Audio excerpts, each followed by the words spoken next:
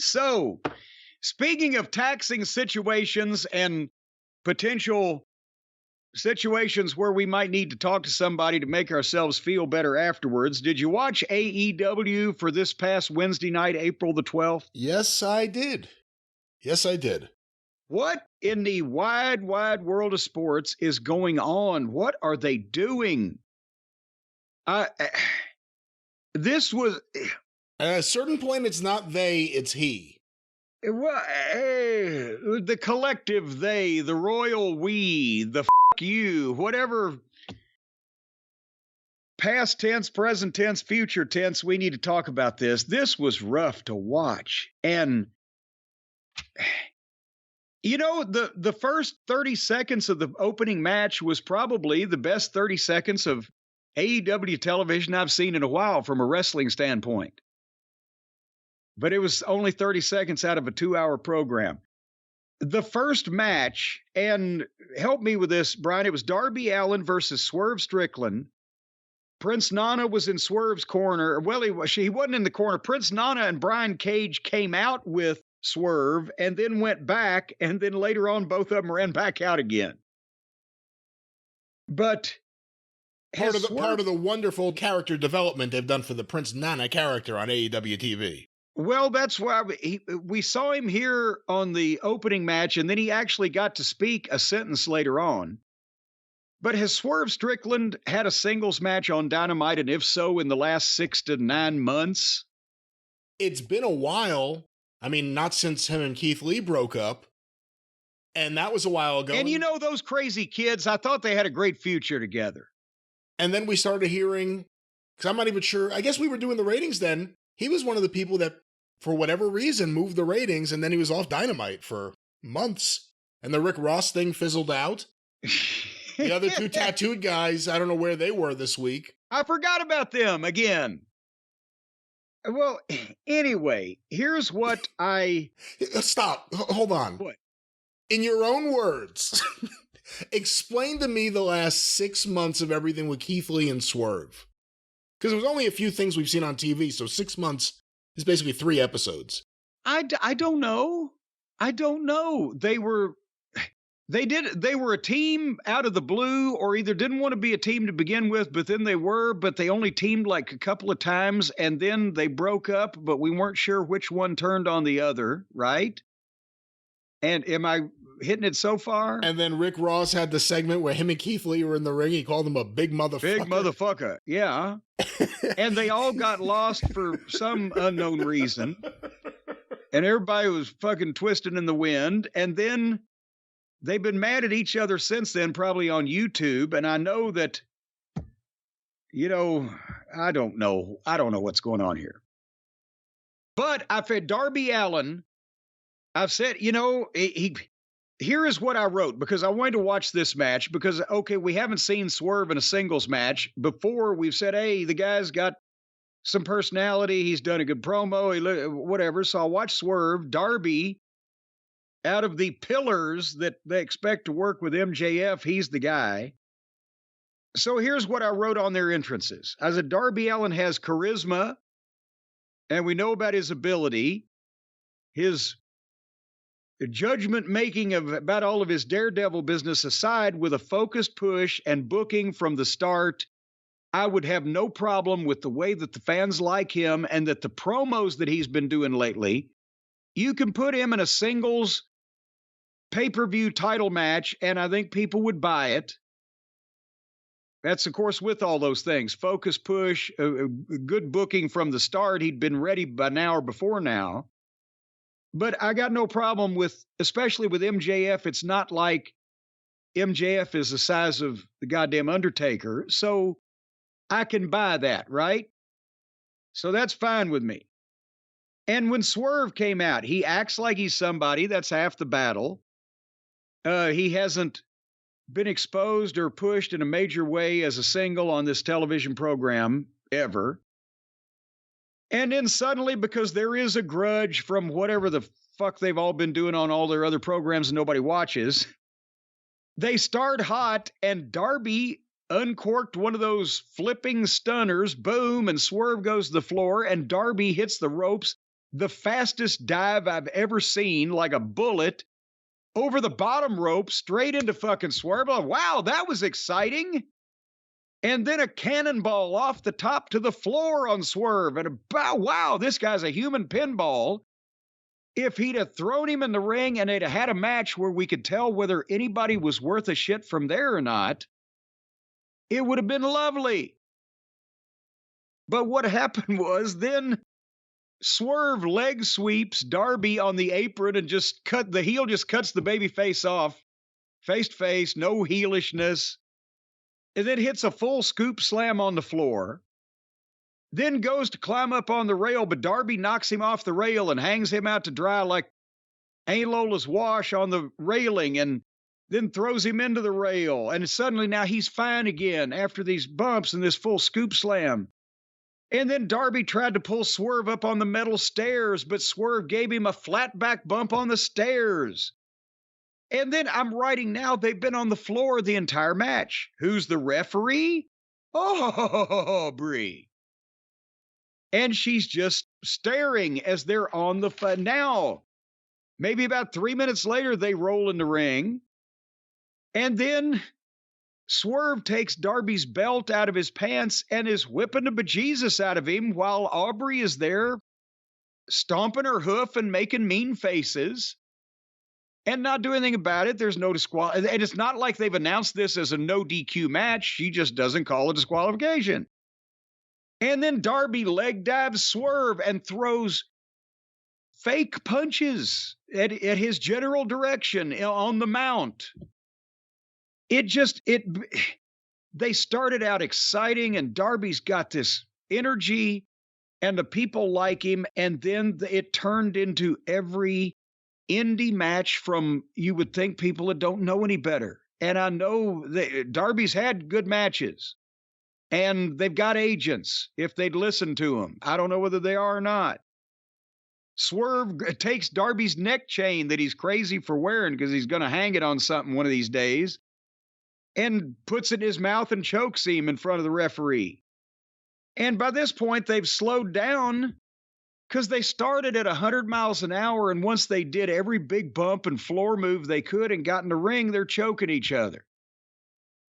So we started at 100 miles an hour, and now we're rapidly running out of fucking gas. And they go to the floor for the break. And when they come back, Swerve's getting some heat on Darby. At least they're in the ring.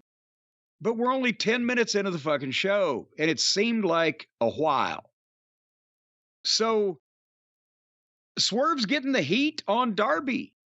And suddenly he stops and starts to get up on the second rope like he's going to come off the second turnbuckle. And then he says no, he steps out and he goes to the top rope, but he takes forever to get up to the top. By the time he does, Darby tripped him and hung Swerve upside down and took off Swerve's shoe and sock and bit his foot to start his comeback. And it wasn't even as exciting as it sounds. And then they went into a leg lock. And then they did the yay boo.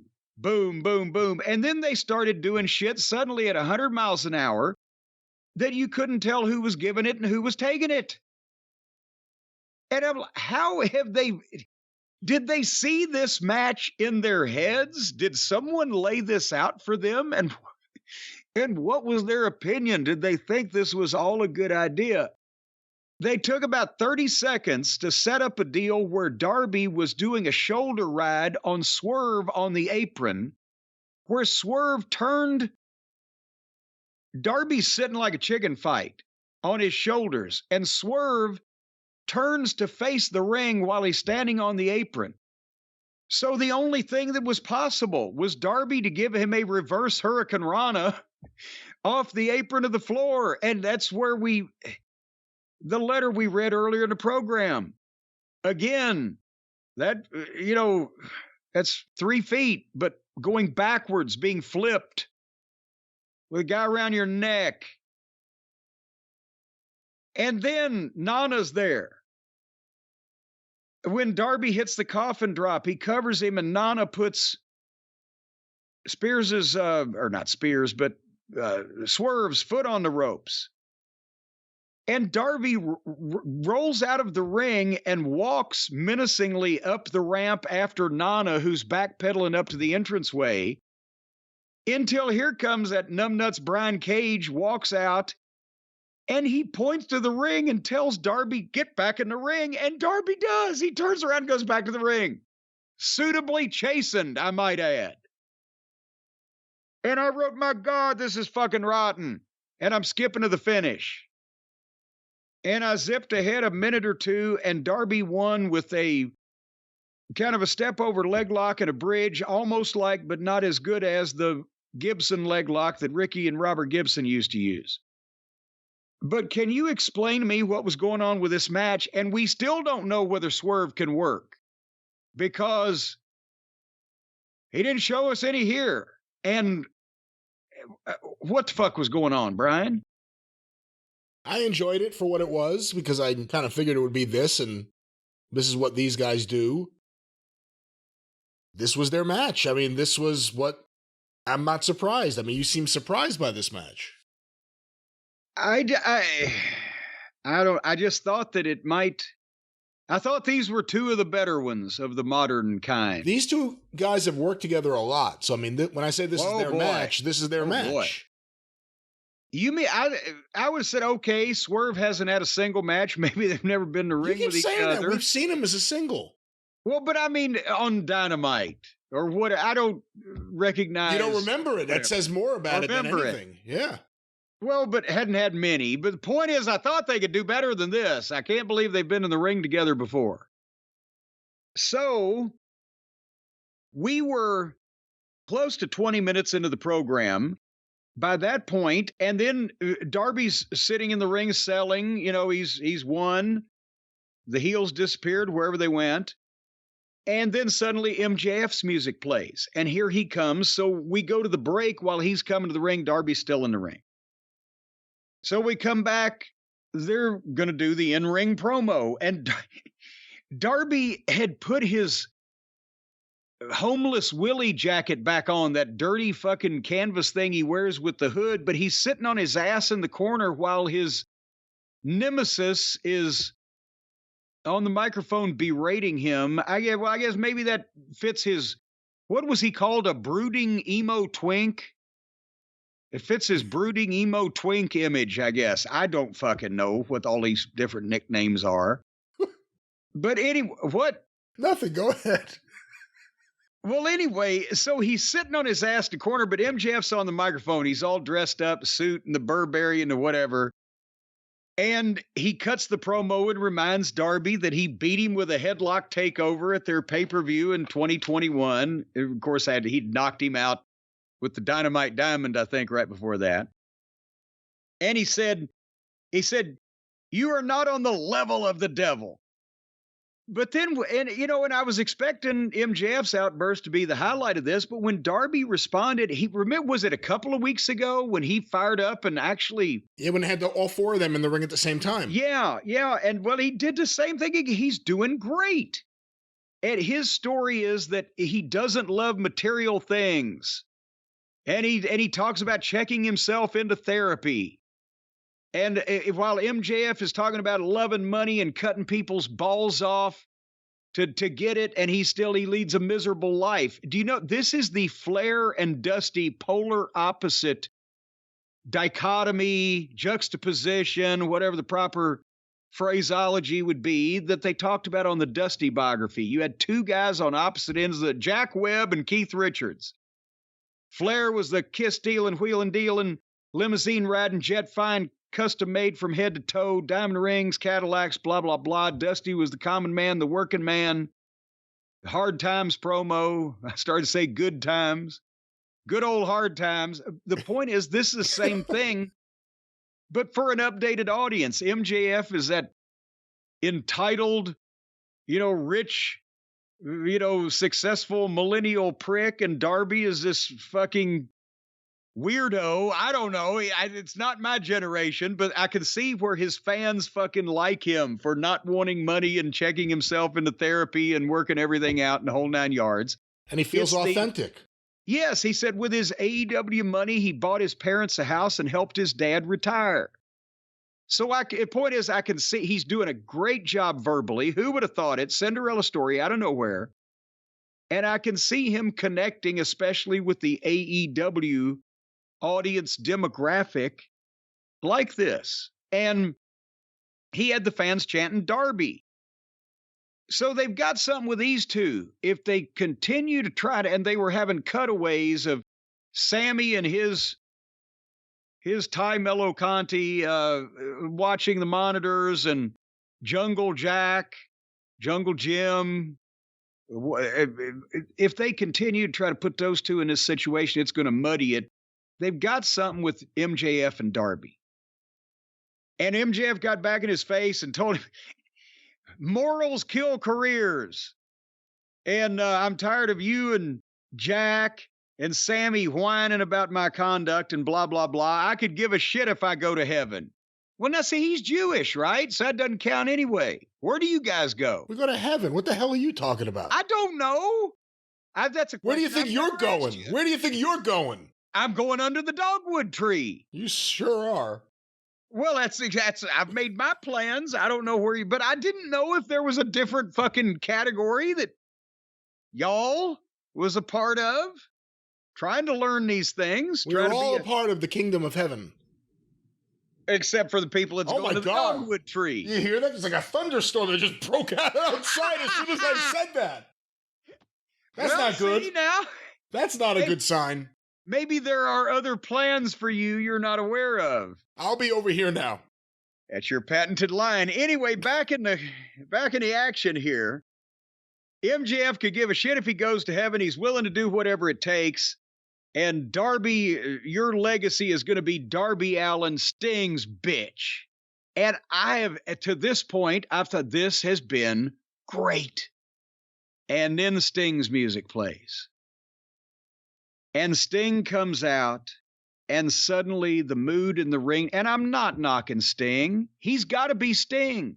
Sting didn't need to be in this for Darby's sake. I know Tony is a Sting mark, and people want to see Sting. I'd be happy to see Sting somewhere else, but not right in the middle of this, right at this moment, because the mood changed.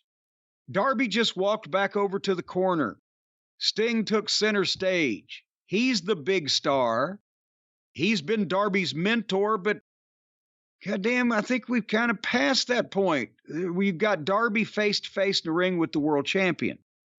And Sting, the first thing he does, because he's been called Darby's cheerleader or whatever, and maybe because there was a stock room in the back and he saw some shit and had an idea, he pulls pom-poms out of his jacket and slaps MJF in the face with them and throws them at him and kills the heat that MJF had just built. And now MJF is looking like the kid that was on the indies a couple of years ago, because he's in the ring with a universally recognized wrestling star that's making smart-ass remarks to him and not showing not fear, but not any resentment toward the comments that he's made.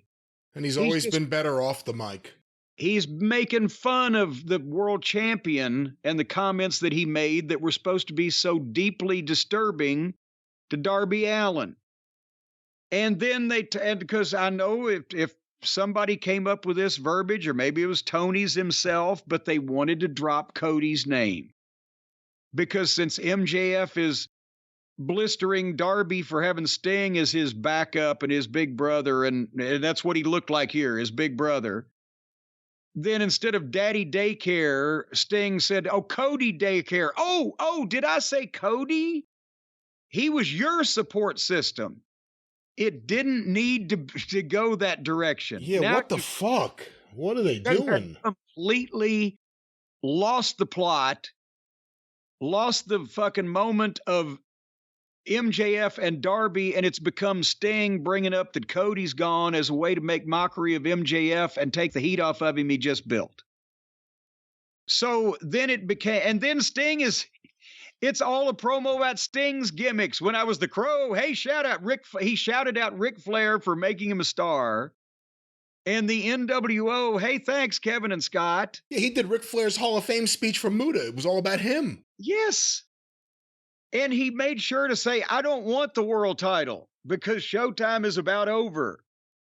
But it's just starting for Darby, and he'll become world champion one of these. He talked to MJF like he was a punk kid.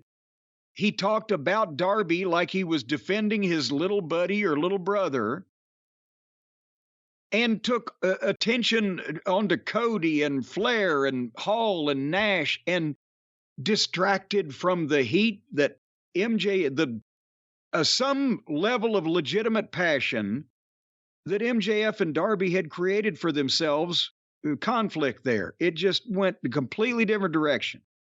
If they had gone from Darby, your legacy is going to be being Sting's bitch, to Darby saying, I'm going to be the bitch that beats you, bitch, to then what MJF did finally was, after Sting's haranguing of him, he walked up and spit in Darby's face and bailed out, and Sting wasn't involved. That would have been a fine interview with me if you'd had MJF and Darby booked for a world title match on a pay-per-view and you did that a week or two ahead of time. But I don't think Darby is at the point where he needs a 63-year-old mentor speaking for him or even representing him anymore if they're going to put him in this position. What do you think? I liked the match. And then the post-match with MJF and Darby, I really liked. As you said, Darby has really stepped it up on the mic. I've really enjoyed all this. As soon as Sting came out, when Sting came out, that should have been the end. You know, like you said, he could have spit in his face there.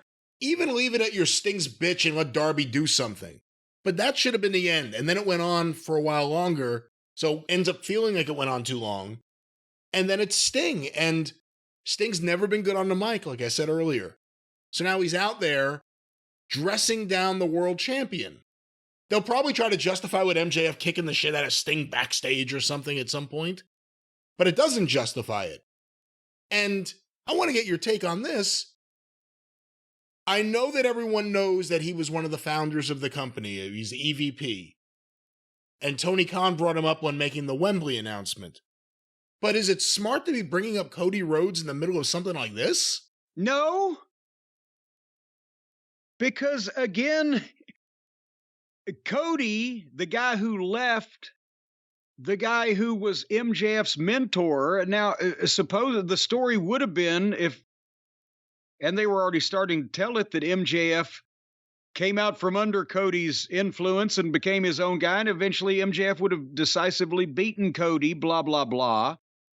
But now you've reminded them that, well, the guy that left was just in the main event of WrestleMania facing the biggest star in the business for the biggest title in the business. And meanwhile, his former protege is over here. He's the world champion of this company, where the guy that used to be the champion in WCW 30 years ago is talking for the fucking guy that wants to challenge for it. On TV, for the first 3 months of the company, Cody and MJF were friends.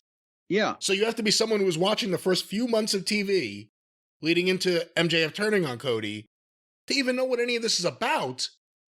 And again, it's about Cody. It's about another company's main eventer. Throwing him into this.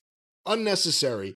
And I'll say one more thing. What you said about Sting is it's never been his forte, the, long soliloquy promos. But sometimes if something comes to his mind or he can't remember exactly where he's going next, he'll just blurt something out to get himself in the mood for it. I don't even know if they knew he was going to talk about, hey, Kevin, Scott, whatever the fuck. He just he was in that. But no, and we were 35 minutes into the program by the time the Darby match and all these promos ended. I'm sorry, go ahead. Well, you know what? I do come out of this. I wish Sting wasn't involved, just because I think it does muddy this. But I do come out of this wanting to see, to your point earlier, Darby versus MJF. I've been very complimentary of Sammy's stuff recently, but I'd rather see Darby MJF right now. I think you're right. Instead of the four-way they're going to do. And Darby's got the people naturally because they like him and he's got that charisma. And that's, again, when he did the dive, like the bullet-like dive, and I criticized so much that they did because my God, it was like you've beaten someone with a sledgehammer for the first 2 minutes and now we're going to go grab a leg lock. It just at least put the fucking sledgehammer at the end. But the thing is, if they weren't allowing everybody who possibly can to do the dives and the flips and the death-defying things, then when Darby Allin, the little undersized underdog guy, but with the charisma and the speaking ability now and the gimmick and the support from the fans, when he does it, it's going to mean more anyway. So if he's the only one that was doing it, or one of the only ones instead of everybody, it would mean so much more. And that's the way you create a unique star. Who was doing shit like Tiger Mask in Japan when Sayama became Tiger Mask? Nobody. Exactly. And then they had to bring in the Mexicans and the Europeans and the people from different parts of the wrestling world to work with him because the Japanese guys couldn't necessarily do that style at that point, and all of them hang with him. And they brought in the opponents that he had worked with in his tours of England and his tours of Mexico, and they kind of knew the drill, and then they trained a few. But it was exclusive to him, and he was the biggest attraction in Japanese wrestling. And that's when they had legitimate major national stars in both companies. But when everybody does something, as that now, if anybody did any of Tiger Mask shit, they can't do it as well. But if they did any of it in Japan, now people have seen it for 40 years. It's not revolutionary. But with the Pillars thing, out of the other three, he's the one I could actually see having a long-term back and forth. Yeah. Even with Gap's feud with MJF more than Sammy or Jungle Boy. I'm sure they can have some nice spots with Sammy or Jungle Boy in their matches. If they want to draw money, it's Darby Allin. That's just, anyway, moving on. Speaking of drawing money, there was an open challenge for the TNT title that we're a fan of his. Powerhouse Hobbs, one of our chosen ones that we'd like to see more of, has won the TNT title now. And we've talked about how that happened. He had an open challenge, and it was answered by Silas Young because they were in Milwaukee. I'm not knocking Silas Young. He's from Milwaukee. That's why he got the booking. It done work for Ring of Honor. He's been around independence for a long time. But it was not like, obviously this was a 3-move squash. So it's not like they said, hey, Silas, you're an experienced veteran. Come and put this kid over and maybe help lead him. And I'm not saying that they should have Hobbs going 5 to 7 minutes competitively with an experienced veteran if he's never been on fucking television before for AEW, which Silas Young has not, to my knowledge. But the problem has become now that they are continuing to surround Hobbs with QT and Solo. I don't know where Komoroto and Agogo went. They went. And the QTV girl. And as soon, Hobbs looks great. He's got a great entrance, the lighting and the blah, blah, blah. And he looks great. And then suddenly here comes QT and another job guy that nobody really recognizes on sight and some nameless girl. And they come down with him and you know not to care. And then he's put in the ring with a guy who's already in the ring. We know what that means. And that has never been on this television program before. So, and they showed video of Hobbs pulling up in his brand new car that QT just gave him 5 days ago, apparently on the Friday program, they said. And the announcers are talking about how much he loves that car, like it's his goddamn dog that he's had for 10 years. It's like the booker is 9 years old and we couldn't see this coming. The only reason they put him out there and even gave him a win in a pesky little nuisance thing like a match to get your champion over against a guy that the vast majority of the audience has never heard of before was just to get him out there and establish the car on screen. So as soon as Hobbs beat Silas Young in 3 moves, and by the way, the best part of the fucking match was a sign in the crowd that said, "Stop trying to make QT happen." Apparently that was a listener of the show, because there was another sign that they said, I believe it's the same person, that they said security took away. And it was, QTV is a result of bad creative. Well, anyway, Hobbs wins with a power bomb, and then for whatever reason, QT and Powerhouse grab Silas Young and attempt to drag him up the entranceway. What, were they going to go fucking grind him up and sell his fucking fat for soap? What? Why were they dragging him away with him? Like, oh, goddamn, now he's our drunk friend at the party. We got to take him home. And suddenly on the screen, there is Wardlow standing next to Powerhouse's Hobbs's car that he's had for 5 days, that they just showed a video of him arriving in right before he got in the ring for this squash match. How many times do they show people pulling up in their brand new car right before a squash match, Brian? Never that I could think of. All right. So there's Wardlow, and he's got a pipe, and he busts the car up with a pipe. And then he takes a rope stanchion, because the car is not even in the parking lot. They've done a gimmick where Hobbs intimidated the valet parking guy. So there is literally a velvet rope and 2 rope stanchions sitting in front of this car that's in the middle of a parking lot around nothing else. And then he goes and walks over, and there just happens to be a forklift with the keys in it, apparently. That's right. Sitting in this empty parking lot next to this car that's been roped off by a 5-foot velvet rope. And it takes forever because those forklifts are not sports cars. They don't move quickly, but he gets the forklift while back in the arena, they're just watching this on the monitor or on the screen. I would assume by the time that the forklift pulled up, Hobbs could have been out there. But nevertheless, he turns the car over with the forklift. So back in the arena, Hobbs naturally figures, I'll get even for him doing that by power bombing Silas Young off the stage onto 2 carefully prearranged tables that are sitting off the side of the stage.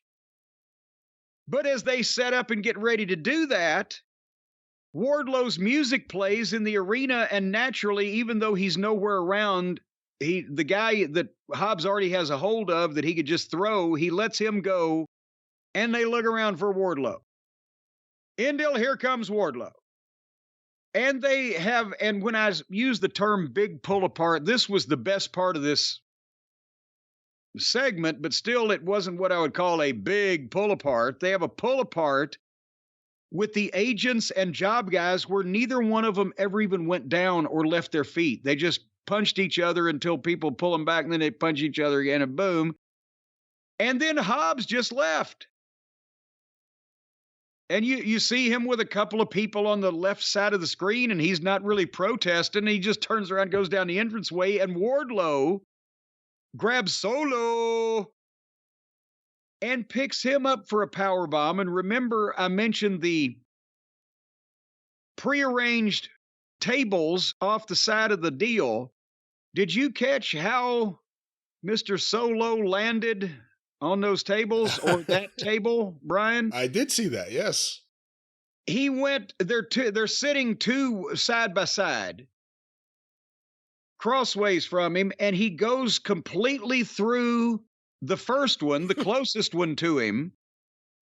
But the only part of him that even touched the second one was the back of his fucking head. So the second one didn't break or even give. And if it had been, one would assume, either an inch off north or south, or maybe just even, it just wasn't his time to die. It should have broken snapped his neck, severed his spinal cord. That's a lot more than a 3-foot fall off a front porch when a 6.5-foot guy is power bombing you off a raised stage through a fucking lunchroom table. but he didn't put him quite far enough. So, but like we said, one table at least broke, so the fans didn't set the seats on fire. But the brain damage that the back of his head got off the second table, we may have to, I don't know, revisit that in 15 or 20 years when he can't remember his own zip code. And none of it means anything. There's no point to it. It's at the point now where it's just another pop. I mean, you're doing it to Solo, who no one cares about. So you're just trying to get the pop of someone going through a table. But we see it every week, so it's not a big deal anymore. Yeah. Hobbs, whenever we talked about him for maybe a year and a half, him and Starks were together, then they feuded. The only thing I can remember you maybe saying is he could use a mouthpiece. It was never, let's put him in a faction with job people, and QT Marshall would be the mouthpiece. If you're trying to get him over, which it seemed like they were ready to do something with him, why would you do this? The sign in the crowd was the most accurate thing. And you could apply a lot of people to it. Stop trying to make QT Marshall a thing. Because he's been there a long time, and to the best of my knowledge, no one's clamoring for more. And all it has done is taken Hobbs down a step. If Hobbs and them could stand in the ring and watch the monitor of Wardlow destroying the car, but no one could run out there to try and stop him, how the hell did he get back in so quickly? Should have been the same amount of time, shouldn't it, that it would have taken them to get there? No, he did the Hogan thing. He went with the international date line around the circumference of the world. I guess so. At the equator. Okay, and let me just ask then, when you said yes, I said with a mouthpiece, because that he has intensity, but he needs someone to talk him up. I agree with making Wardlow part of a package with someone at ringside, but I wasn't talking about Wardlow or Hobbs. Or I'm sorry, Hobbs. Hobbs with a manager, but I'm not talking about people that have already been pigeonholed as underneath, preliminary, middle card, whatever. Imagine, I know it's not ever going to happen, but a powerhouse Hobbs with a weekly push of wins and domination and physical presence, while Paul Heyman was just doing 3 minutes a week of talking about him. And what you'd have after 3 months or so. That's what I'm talking about. But that's the problem with these managers a lot of the time. I'm considering QT a manager. You need to talk about and talk up the wrestler.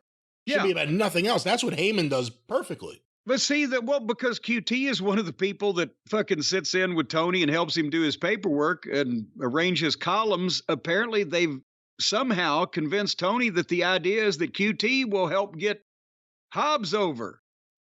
And being around QT, because I don't know any other way to explain this. Nobody wants to see any of this. It's self-indulgent and ridiculous. Anyway, I wrote at that point, I don't honestly know if I can watch any more of this, but there was more to come. And I will agree with you. Now that I've heard Juice Robinson talk, he does have a weird voice and a weird face in kind of a good heel way. He's partners with Jay White now. I heard Jay White speak, and he's more juice. Well, yeah, Jay White pronounced all the words right. It didn't knock me out or make me guffaw, but I'd like to hear Juice more because he was the one that stood out. And does anybody give a shit about the Bullet Club anymore? Is that even a thing that is popular now? Or are they trying to redo it here? Or is it still a thing that's happening and most people just don't know it? Or is it going to matter in the United States? Has it ever mattered to anybody but the Buckaroos and their ilk? I've been saying it's the lamest thing since like 2018 or 19. So I may not be the best person to ask this, but it is so lame that this thing still exists. And both these guys would be better off in America not associating with that. With that said, it probably only exists though because it's still selling t-shirts. Because that was really the primary reason for the whole thing. But no, I don't think anyone here cares. Well, hold on and tell me this. Do the average, maybe the question I'm about to ask, if any average wrestling fan, just casual fan, watched AEW, which they probably don't, but like if any of the WWE viewers happen to check in one day with the other programming, Would they know the Bullet Club is from Japan? Would they know what the Bullet Club is? Has anybody on AEW television ever tried to explain what the Bullet Club is or who's in the Bullet Club currently? No, and McFingerbang's the only one that actually makes the gesture of the gun going off, so you would think he's the leader of the Bullet Club.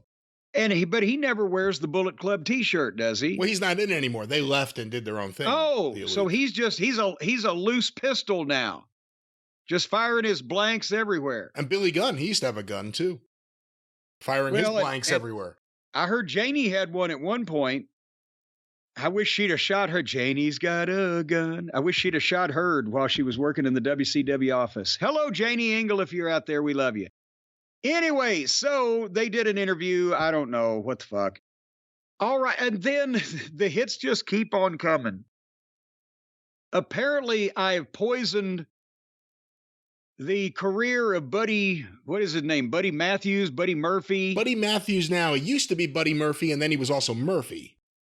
Okay, but Buddy Sorrell, he could use that one, couldn't he? Apparently, because I said something good about him, now they're determined to bury this guy. Because it was Buddy, he's still in the House of Black, and that's a shame. But he's in a singles match, and he comes out with Julia Hart. And somebody on Twitter last week said, Cornette, are you crazy? Because I said Julia Hart could be a fucking star. She's got a great look. You put her in a fucking gimmick, a package, whatever. They said, have you seen her wrestling? I'm not talking about as a fucking wrestler. No, the one thing Julia Hart, if I was booking her, would never do is fucking wrestle. She would come out looking like that. The occult theme, little witchcraft, little Stevie Nicks, some spells, the fog and the blackness. She would never wrestle, but she would be what? Just your description of everything. You always have to throw Stevie Nicks in there. Well, that's what she's doing. But anyway, but that's the thing. As a manager, valet, sorceress, whatever, put her, and with Buddy even, because I said with what an athlete he is, right? And he looks great with a manager, a name, and a gimmick. If he can talk, he could have the sorceress manager that can't really do a promo. She could say certain things and get by with it. If he can't talk, then that's where a fucking wannabe Happy Heyman might come into play, but you could make money with this fucking guy. And especially if he had a good producer where I don't know what his background and training is on how he would logically put a match together, but there's material here to work with. And they send this guy and this girl out for the Intercontinental title with fucking dipshit, our little puppy Pockets. And obviously, I did not dignify this by watching it because, seriously, this joke is long since played out. But counting his entrance and the match, the waste of flesh not only took up 15 minutes of television time, but they went across the top of the 9 o'clock hour. And, to nobody's surprise, this giant, jacked up, muscular fucking athlete, 6'2", 3, 4, 250 pounds or whatever, with this drop-dead, gorgeous, star-looking fucking girl in the corner, got beat by a car wash attendant. Your thoughts? I thought this was great because it gave me a chance to leave the office for 15 minutes and go get something to eat. All right. So I'm not going to watch. No, listen, you said it. The joke is played out. It's tired. To the people who think Orange Cassidy has somehow evolved into being something different than he always was. No, not really. And I didn't like what he always was anyway. Well, you know what? It's like the fish down at the bottom of that underground lake in Mammoth Cave. Over the millions of years, they've evolved because they never see light where they don't have eyes. So they've evolved, but they're still ugly fucking pieces of shit. Well, I don't know about that, but this is Tony's little toy. This is his favorite toy. And he's not going to give up on it. That's why I will say it again. I'm afraid he's going to try to do eventually Orange Cassidy and MJF for the title. Does he have to kill all of his potential good talent that might ever do something for him? Or can he just, well, I was going to say he could feed pockets various members of the Puddin' Gang, but they're his friends. Horrible. There was another spooky video of Christian Cage and Dino Douche, but this time Christian spoke and said some things have changed. And that's it. So they're milking this for a while, but if I can see more Christian, I'm for it, whether he's talking or working. He got something out of the dinosaur for a couple weeks as a heel, but I don't trust Dino to not revert to his previous ways and start having the matches he normally had, which all sucked. Anyway, is Christian not wrestling? Is Christian just a manager? Well, he's dressed in street clothes, but, it's hard to get dinosaur-sized suit jackets for, the fucking 40-million-year-old crowd. Did you see Renee Moxley good with the Puddin' Gang in the back, and Pockets was putting an ice pack on his fist? He probably got severe fucking cramps and ligature damage from constant masturbation. And then we had the other Page in the ring doing a promo. And of course, that's an immediate sign to fast forward. But then here comes Matt Hardy and Isaiah Cassidy. So I hit the second notch on made it fast forward faster. I mean, they were trying to explain whatever nonsense they've been doing lately, where, remember, again, that was a deal where, well, now, wait a minute, did Matt and Isaiah turn on the Page and the other guys, or did who turned on who, and why should we care? So apparently, Matt Hardy and Isaiah Cassidy have decided that they want to leave and be done with Stokely Hathaway and the other Page. But the other Page says, well, there's more people in, what is their name? The Firm? The Firm. Which was, at one point, wasn't it... The Guns? No. Yeah? No, listen to me. The Firm was Eric Clapton. And was it the Firm? It was Eric Clapton. And I'm trying to think, was it Robert Palmer? They had one hit single. Nevertheless, this Firm, there's more than one person in that too. And here came Big Bill and Lee Moriarty. And they jumped Matt Hardy and Isaiah Cassidy. And I wrote, fuck, every job guy in the company does angles on this television.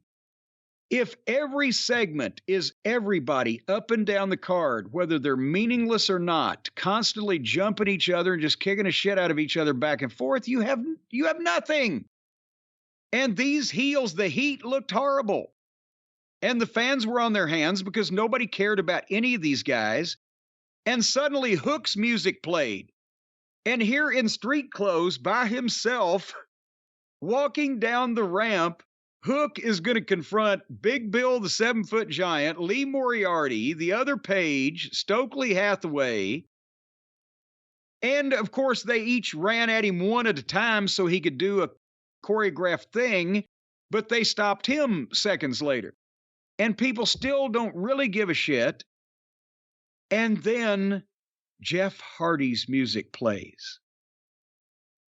And instantly the place blows. They go crazy. They hit their feet. They're standing up. And he hits the ring, and it doesn't look necessarily pretty, and they don't care. He beats up the heels. He hits a swanton, and he hugs Matt Hardy, and the place is going berserk. And I can't believe that not only has Tony fucked this up again, but in exactly the same way as he fucked it up the first time. He has reunited the Hardys against people that nobody gives two dog shits about. And to be honest, I don't even think they particularly cared or were caring that he reunited the Hardys. I think they were happy Jeff Hardy was back. And he could have hugged Matt, or he could have hugged Bozo the Clown or Randy Atcher. It wouldn't have made any difference. They have a new singles main event babyface that they could use sparingly in him, so to protect his physical well-being in important singles matches on pay-per-view or a highly rated television program, they could build 3 of them over the next 6 months with a couple of little angles, a couple of live interviews, and a fucking payoff to each one of them. And they could make money out of Jeff Hardy. But instead, he runs out in a meaningless angle involving every miscellaneous jobber in the company and his own brother, who's become one of same. And unless this is going to be just the way they reintroduce him, and then he goes on to specific targeted angles with main event guys that they can control his level of punishment in and frequency of. If they instead just put him in tag matches or in a rivalry with this jobber stew, they have again been handed an amazing box office attraction and shot it in the nuts in the same night. Your thoughts?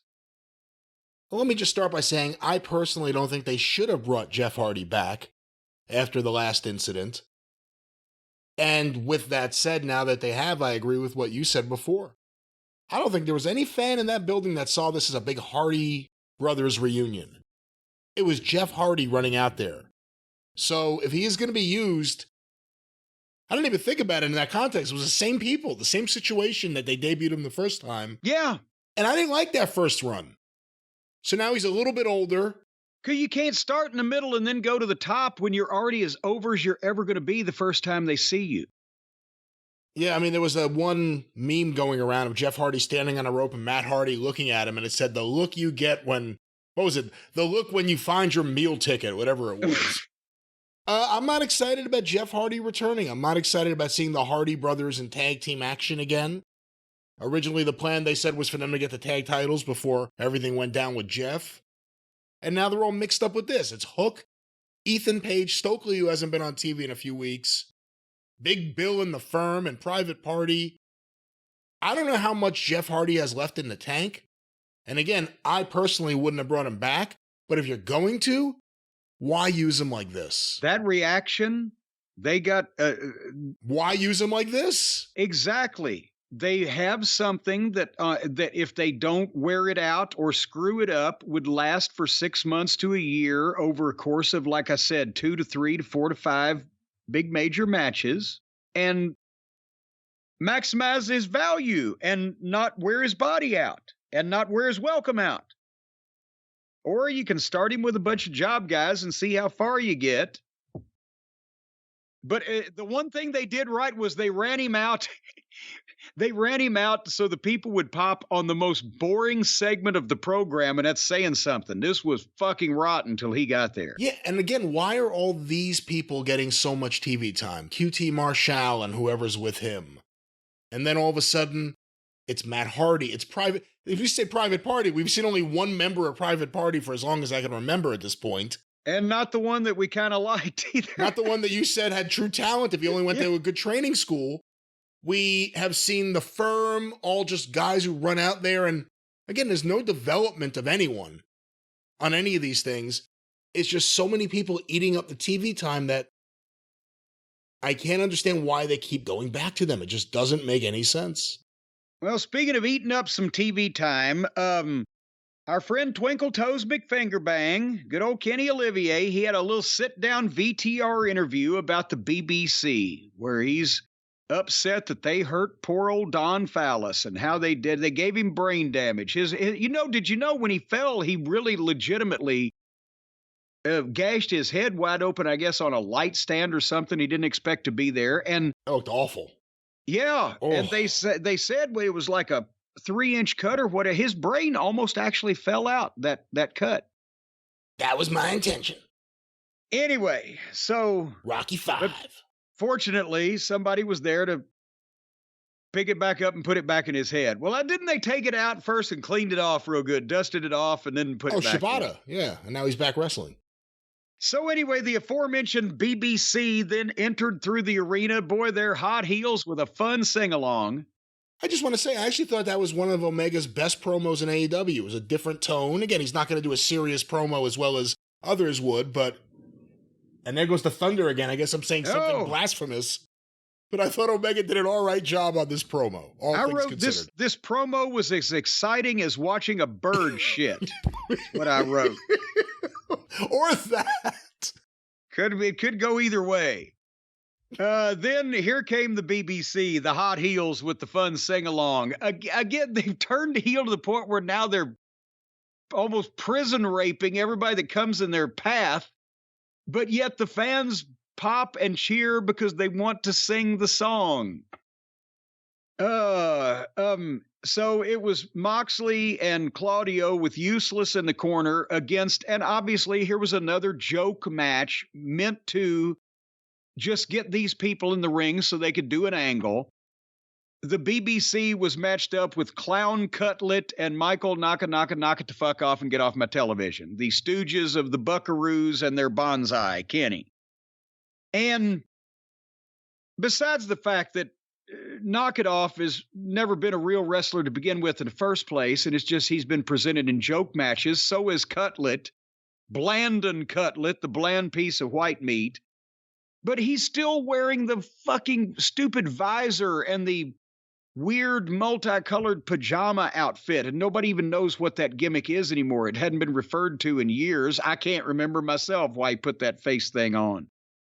But it doesn't matter. The BBC jumped the Stooges and beat them up on the floor with chairs and get juice on both of them. Now, again, jobber Stooges are bleeding.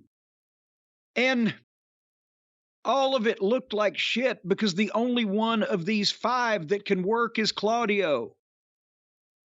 And I thought at one point Cutlet was bleeding and still had the face mask on. And Knock It Off may be worse, as far as a worse wrestler, than Cutlet. And then it went way too long before they beat him, as you knew they would. And then finally Moxley gets on the microphone and he looks, he's almost bald. He's fishy fucking white. He not only has no physique, but he looks like he's never seen the inside of a gym or the outside of the goddamn sun.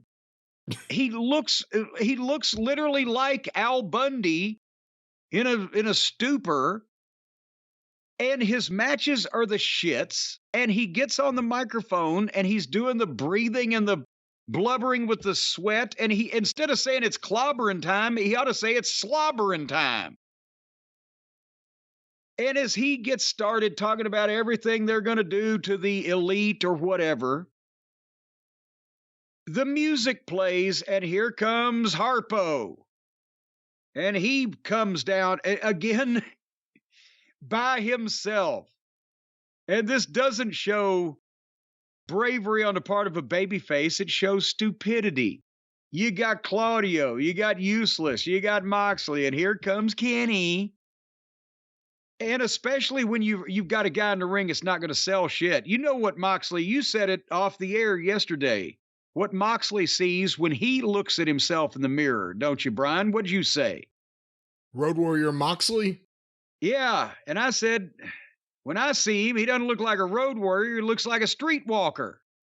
Road Worker Moxley. A road worker? Is that what I said? I don't remember, but that's what I see him as now, like wearing a yellow vest on the side of the road, picking up garbage. I thought you said road warrior because he won't sell anything. Well, that was what I originally said, but now I'm thinking road. There goes the thunder again. They're coming for me. You know, you've pissed God off now. No, if it was possible, I'd have obtained that a long time ago. Anyway, so Moxley and the BBC are facing the entrance where Olivier is coming from, and they think, of course, you know, he's coming by himself, but this time it's a plot, and the Buckaroos come in from behind and hit everybody with super kicks. And then, of course, the Buckaroo fans in the building are popping for this, and Kenny tackles Plumber Moxley and throws what I couldn't count them because they were the little rapid fake girlishness ones, but they're at least 36 fake punches to Moxley. It looked like a petulant schoolgirl. having a temper tantrum. Now we know why he's 0 for life in locker room shoots. And then the Bucks gave Moxley the phony-looking double knee lift. And then Kenny, they decide to mix up a little drama and intrigue with their violence. Kenny goes out and gets a giant toolbox and comes in the ring and portrays like he's going to go hit Moxley, who's in the corner hanging from the ropes. He's going to hit Moxley with his toolbox. But he doesn't even really get into the milking of it. He just draws it back, and in his blasé, charismaless, personalityless fashion just holds it there. And then the Buckaroos get in and say, stop, stop, and hold their hands up like, don't hit him with the toolbox. And then Maddie, the older one of the Buckaroos, dramatically pulls out a screwdriver and hands it to Twinkle Toes so that he can stab him with a screwdriver like they were doing the last week with Paige or whatever. So naturally, their Road Warrior Moxley then no-sells. Maddie goes over and kicks him, and Moxley says, get the fuck away from me, and no-sells it, and dares Twinkle Toes to come on and stab him in the face. And he's going to stand there and wait for it. Can I stop you real quick? Please do. Despite your feelings about the Bucks and Omega, if they're the baby faces in this, should the heel be acting like that? Nobody should be acting like this. This doesn't make any sense at all to anybody. The alleged baby faces are, even on a tit-for-tat principle, not supposed to stab a man in the face with a screwdriver, and the heel is not supposed to stand there and get in the baby face's face and dare him to do it and see what's going to happen to you. So then Kenny charges and stabs the turnbuckle pad, the old Kevin Sullivan spot, when Moxley didn't even duck. Claudio pulled him out by his feet. Moxley was going to take the screwdriver and then probably pull it out of his fucking cranium and stick it up fucking Omega's pee hole or something. And I just wrote, this is so rotten. And at least they're going to be fighting each other and we can skip all at the same time. But God almighty, is this, for a guy who, like Moxley, who thinks he's so violent, and the BBC being a group founded on violence, why is all of this violence look so fucking phony?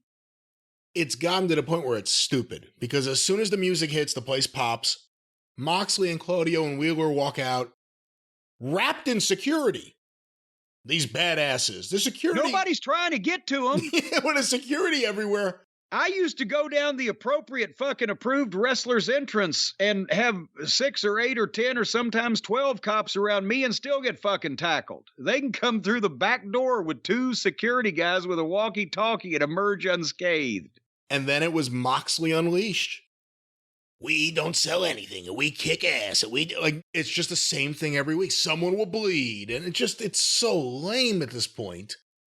And then he no-sells everything. If you think like, okay, he's gonna act like that, and the baby faces are gonna get anything back. Oh no, he's not scared of anything. Not scared of the screwdriver coming at him or anything.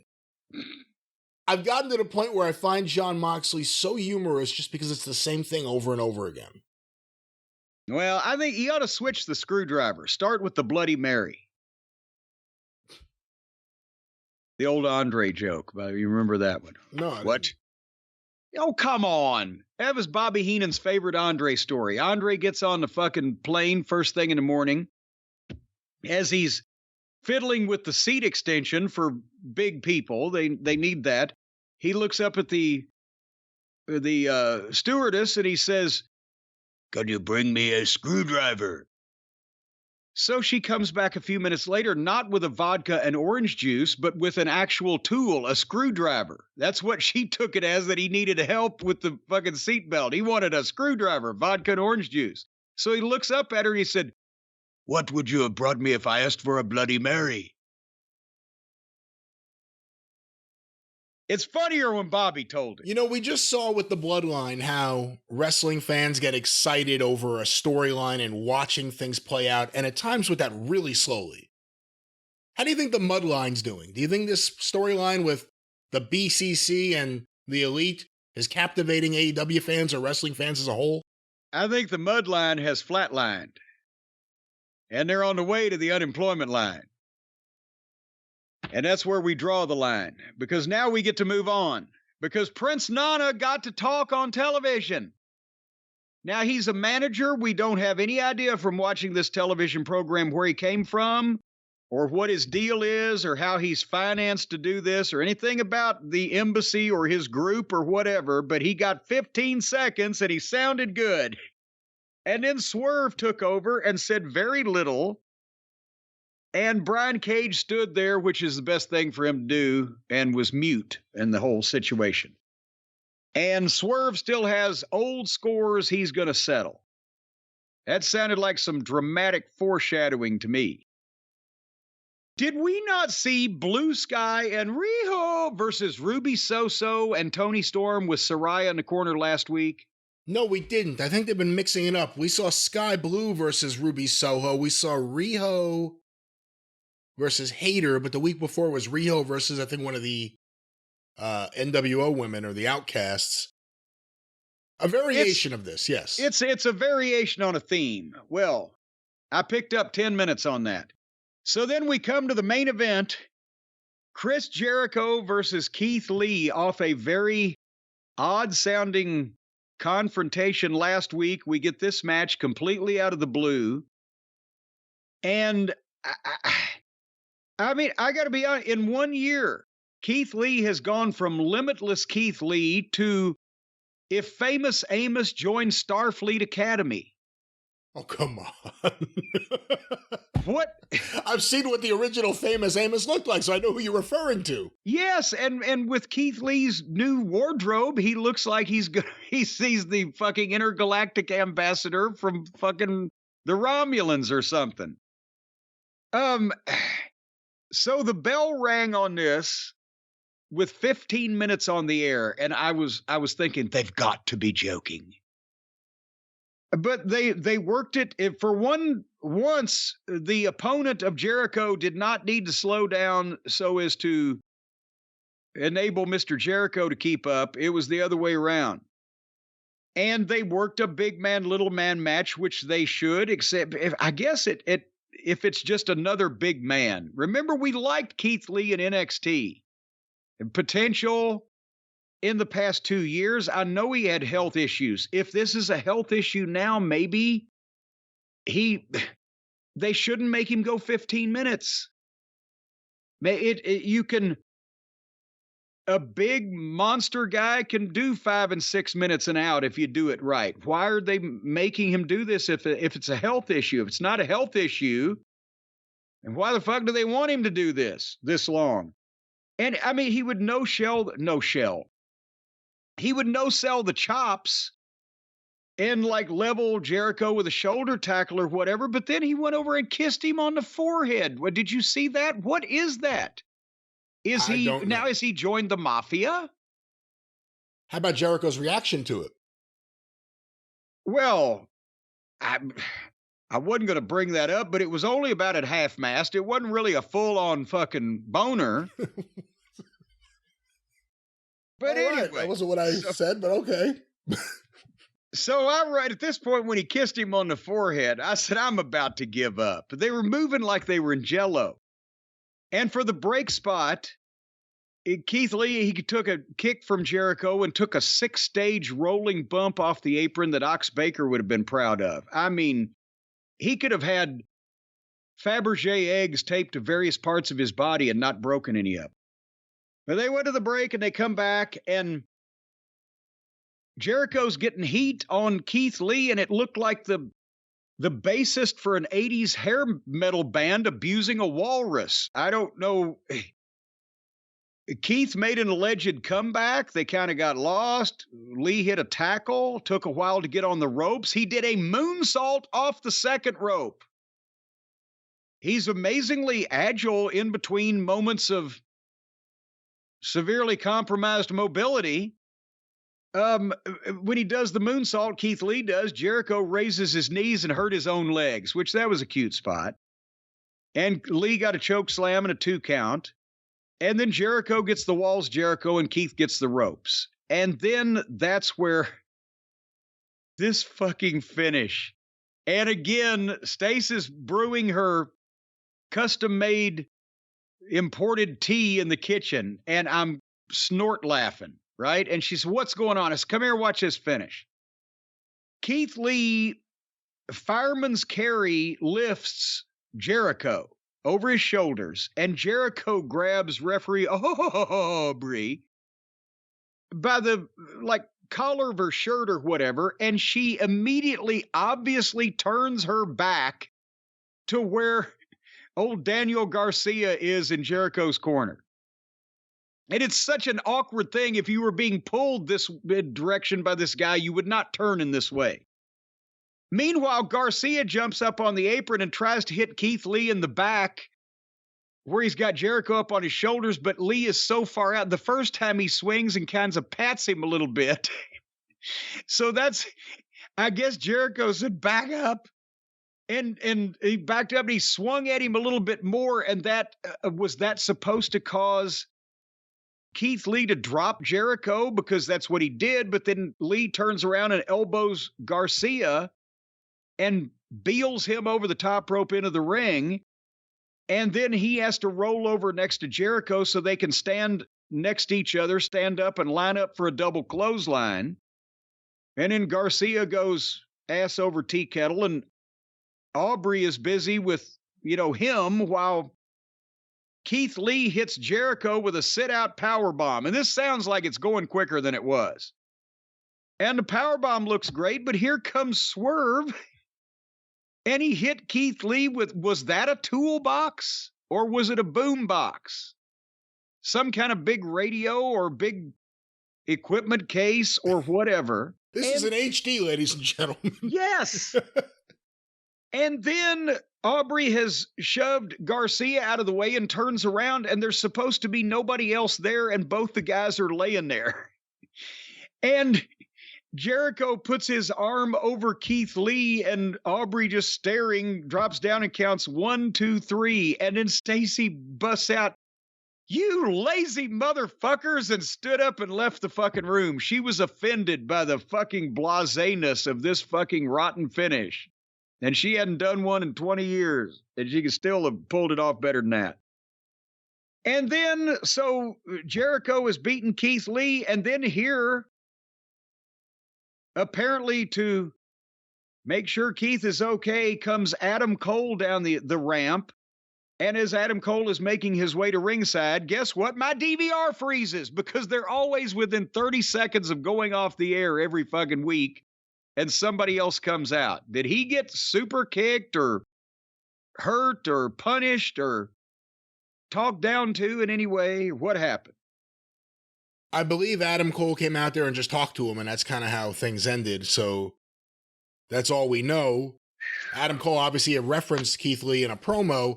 It is interesting, and a lot of people have brought up the irony that the story when Adam Cole left WWE was that they wanted him to be a manager for Keith Lee, and he'd rather come here and wrestle to AEW. And here we are, full circle. Now maybe Keith Lee can manage Adam Cole.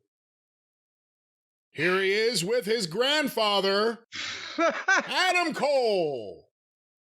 Augustus Ulysses. Augustus Ulysses. Or Ulysses. Augustus Ulysses Cole, his grandfather.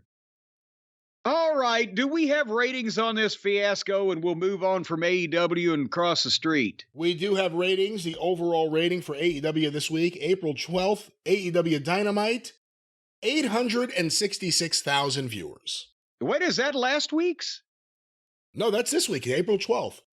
What, for the last, 2 or 3 weeks, has it been like 836, 866, back to 866? It's always in the same general range there now. Is it pretty, have they bottomed out with these are the people who like the Buckaroo style of comedy wrestling, and everybody else has given up? There's no fluctuation, and these people don't have lives, so they never leave their homes. They're not going to miss a week on TV. I don't know, but let's look at where let's examine all that. Let's examine it. The 8 o'clock hour, 8 to 8:15 p.m., this was compiled by WrestleNomics. Swerve Strickland versus Darby Allin with picture-in-picture, 919,000 viewers. Ouch. That is significantly lower than normal to start out with, but at least that means they ain't got so fur to fall. Segment 2, 8:15 to 8:30 p.m., the last 3 minutes of Strickland versus Allin, as well as the MJF, Darby Allin, and Sting live in-ring promo, 901,000 viewers. See, 18,000 down from a much lower than normal start. That's not as many as they usually lose. You can look at it that way. I think if they did lose any on something like that, it's probably just because it was getting a little long at the tooth before they knew that MJF was coming out or, other things were going to go on. But not bad. They're fairly flat. Segment 3, 8:30 to 8:45 p.m., the final 4 minutes of the MJF, Darby Allin, and Sting in-ring promo, Powerhouse Hobbs versus Silas Young, as well as the post-match with Wardlow, and the Jay White and Juice Robinson promo. 902,000 viewers. Okay. So you can make the case that the people that were already into the whole MJF Darby Sting function at least stuck around to see the resolution of that. So they were flat. This is a better pattern than they normally have on a television program, but it's starting to get to the point where we abandon hope. 8:45 to 9 p.m., segment 4, Orange Cassidy versus Buddy Matthews with picture-in-picture, 854,000 viewers. And that's what I was kind of afraid of, because besides the fact that everybody knows what they're going to get with these people now, that's it's not even possible that it's going to be a title change or anything amongst a title that's not over. It's Buddy. Everybody knows what's going on here. So all right. See what happens at the top of the 9 o'clock hour. The 9 o'clock hour, segment 5, 9 to 9:15 p.m., the final 3 minutes of Orange Cassidy versus Buddy Matthews, the Christian Cage and Luchasaurus backstage promo, or video, whatever it was, Orange Cassidy and the Best Friends backstage promo, the Ethan Page in-ring promo, leading to a confrontation with Matt Hardy, Isaiah Cassidy, The Firm, Hook, and eventually the returning Jeff Hardy, as well as a Kenny Omega promo video, 896,000 viewers. Well, that's unexpected. At the top of the hour, they gained 42,000 people. They don't usually do that. You can't mean to tell me that people flipped around and saw pockets and thought, well, I'll jump into this. So it had to be Julia Hart. Certainly.